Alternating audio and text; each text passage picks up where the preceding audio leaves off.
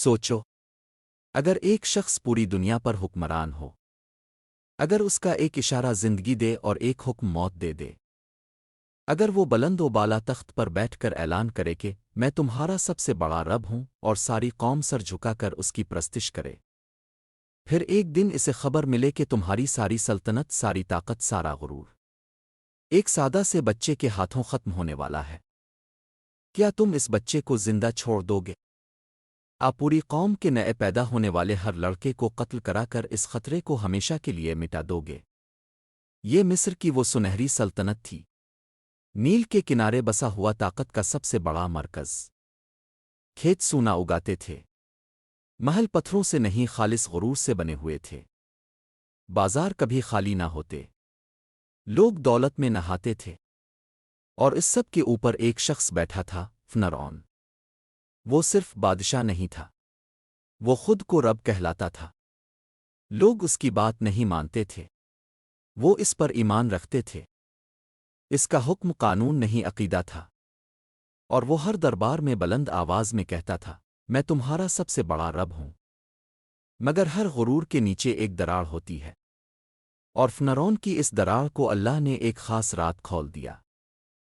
فرعون کے نجومیوں اور کاہنوں نے ستاروں کا حساب لگایا اور دربار میں کھڑے ہو کر کہا، اے بادشاہ اعظم، بنی اسرائیل میں ایک لڑکا پیدا ہونے والا ہے جو اب کی سلطنت کو جڑ سے اکھاڑ پھینکے گا۔ چند لمحوں کے لیے دربار خاموش ہو گیا۔ فرعون کا چہرہ سفید پڑ گیا، اس کا غرور ایک لمحے کو خوف میں بدل گیا۔ پھر اس نے تخت پر مکہ مارا اور چیخ کر کہا، پیدا ہی نہیں ہونے دو اسے، ہر پیدا ہونے والا لڑکا قتل کر دو۔ یہ کوئی عام حکم نہیں تھا، یہ قتل عام کا حکم تھا۔ شہر شہر، گلی گلی، گھر گھر تلواریں چلیں۔ نئی پیدا ہونے والی معصوم جانوں کو ماں کی گود سے چھین کر قتل کیا گیا۔ ماؤں کی چیخیں آسمان کو چیرتی تھیں، گودیاں خالی ہوتی گئیں، آنسوؤں کی ندیاں بہتی گئیں۔ یہ صرف ظلم نہیں تھا، یہ خوف کا ایک پورا نظام تھا۔ اسی اندھیرے، اسی قتل و غارت، اسی خوف کے دور میں ایک چھوٹے سے گھر میں ایک بچہ پیدا ہوا، حضرت موسیٰ علیہ السلام۔ ان کی ماں کا دل دھڑک رہا تھا، ہر دروازے کی آہٹ، ہر قدم کی آواز، ہر آواز ان کے سینے کو چیر دیتی تھی۔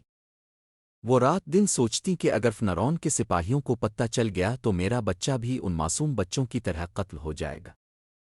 پھر اللہ تعالیٰ نے ان کے دل میں سکون ڈالا اور فرمایا، اسے دودھ پلاؤ۔ جب خطرہ محسوس ہو تو اسے ایک صندوق میں رکھ کر دریا میں ڈال دو۔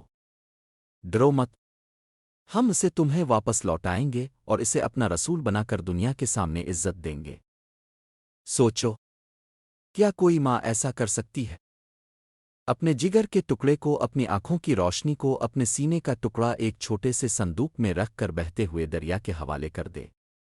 ماں نے آنسوؤں سے بھری آنکھوں سے ایک چھوٹا سا صندوق تیار کیا، بچے کو دودھ پلایا، اسے پیار سے چوما، پھر صندوق میں لٹایا۔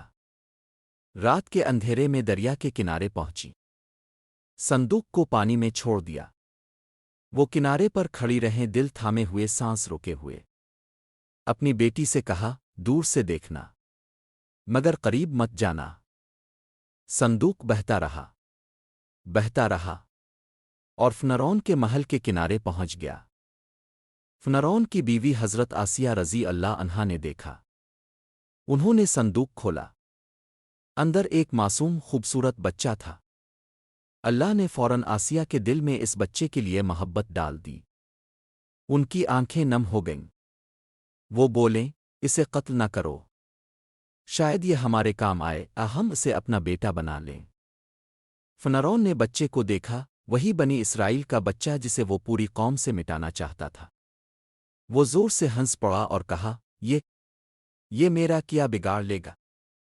لیکن وہ نہیں جانتا تھا کہ اسی بچے سے اس کا زوال شروع ہو چکا ہے۔ محل میں ایک بڑا مسئلہ پیدا ہو گیا، بچہ کسی کا دودھ قبول نہیں کر رہا تھا۔ تمام دیائیں بدل دی گئیں مگر ناکام۔ محل میں بے چینی پھیل گئی۔ اسی لمحے موسیٰ کی بہن آگے بڑھیں اور بولیں، میں ایک عورت کو جانتی ہوں جو اس بچے کی بہترین پرورش کر سکتی ہے۔ فرعون اور آسیہ نے اجازت دے دی اور یوں اللہ نے اس ماں کو عزت کے ساتھ محل میں واپس لوٹا دیا۔ وہ خود اپنے بچے کو دودھ پلانے لگے۔ اللہ کا وعدہ سچا ہوا۔ وقت گزرتا گیا۔ موسیٰ علیہ السلام محل میں پلے بڑے ہوئے۔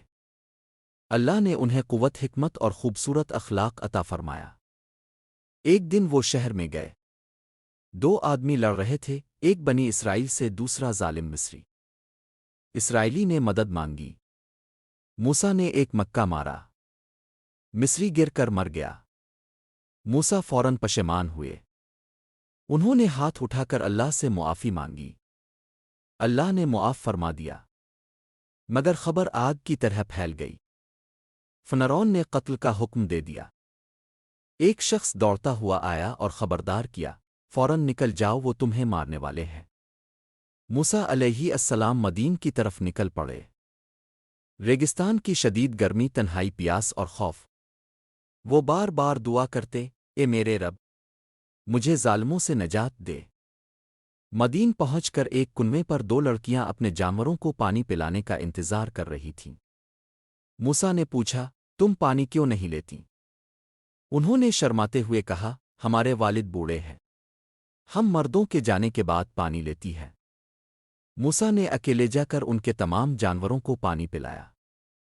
پھر ایک درخت کے سائے میں بیٹھ کر دعا کی، اے میرے رب، جو بھی بھلائی تو مجھ پر نازل کرے، میں اس کا محتاج ہوں۔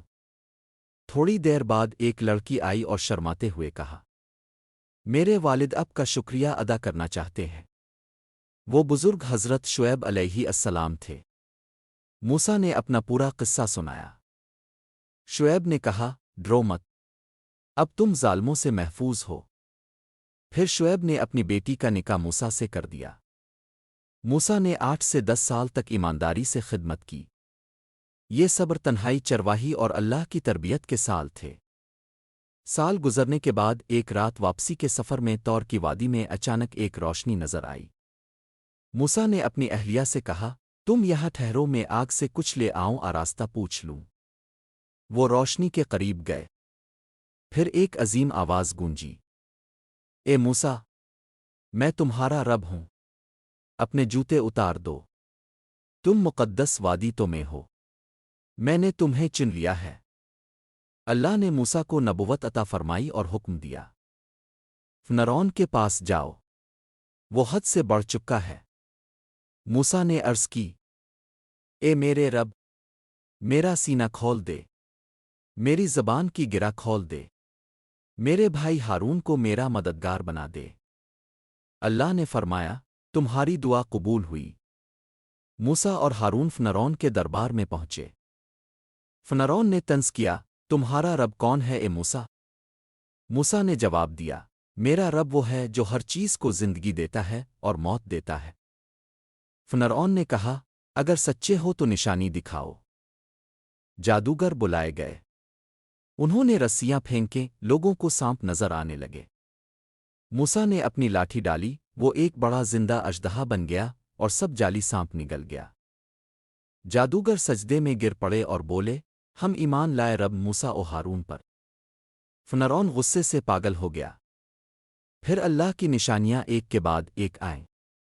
طوفان، ٹڈیاں، جوئیں، مینڈک، خون اور باقی 7 نشانیاں۔ ہر عذاب کے بعد فرعون وعدہ کرتا، مگر عذاب ہٹتے ہی کہتا، یہ جادو ہے۔ آخرکار اللہ کا حکم آیا۔ موسیٰ نے بنی اسرائیل کو رات کے اندھیرے میں مصر چھوڑنے کا کہا۔ وہ خاموشی سے گھروں کو چھوڑ کر نکل پڑے۔ صبح فرعون کو پتہ چلا۔ اس کا غرور آگ بن گیا۔ اس نے فوج، گھوڑے اور رتھوں سمیت پیچھا کیا۔ سمندر سامنے تھا۔ بنی اسرائیل گھبرا کر چیخ اٹھے، ہم تو پکڑے گئے۔ موسیٰ نے پراعتماد آواز میں کہا، ہرگز نہیں، میرا رب میرے ساتھ ہے، وہ مجھے راستہ دکھائے گا۔ اللہ نے حکم دیا، اپنی لاٹھی سمندر پر مارو۔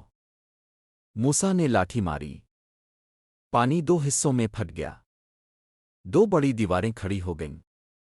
درمیان خشک راستہ بن گیا۔ بنی اسرائیل اس راستے سے گزر گئے۔ فرعون نے دیکھا اور غرور میں کہا، ہم بھی جا سکتے ہیں۔ اس کی فوج سمندر میں داخل ہوئی۔ جب موسیٰ اور ان کے ساتھی دوسری طرف محفوظ پہنچ گئے، اللہ کا حکم ہوا، پانی واپس آ گیا۔ لہریں زور سے ٹکرائیں، چیخیں گونج، گھوڑے سپاہی اور خود فرعون سب ڈوب گئے۔ آخری لمحات میں فرعون نے چیخا، میں ایمان لایا، اللہ کے سوا کوئی معبود نہیں۔ لیکن اللہ نے فرمایا، اب تو ایمان لا رہا ہے، حالانکہ پہلے تو سرکش تھا۔ آج ہم تیرے جسم کو بچائیں گے تاکہ تو بعد والوں کے لیے عبرت بن جائے۔ غرور کا انجام ہمیشہ یہی ہوتا ہے، طاقت ختم ہو جاتی ہے، تخت گر جاتے ہیں، محل مٹ جاتے ہیں، مگر اللہ کی پکڑ ہمیشہ یقینی اور بروقت ہوتی ہے۔ اس قصے سے سبق یہ ہے کہ اللہ پر بھروسہ کرو، صبر کرو، غرور سے بچو۔ چاہے سامنے سمندر ہی کیوں نہ ہو، اللہ راستہ بنا دیتا ہے۔ اگلی ویڈیو میں ہم حضرت موسیٰ علیہ السلام کے طور پر معجزہ اور بنی اسرائیل کے بعد کے واقعات سنائیں گے، انشاءاللہ۔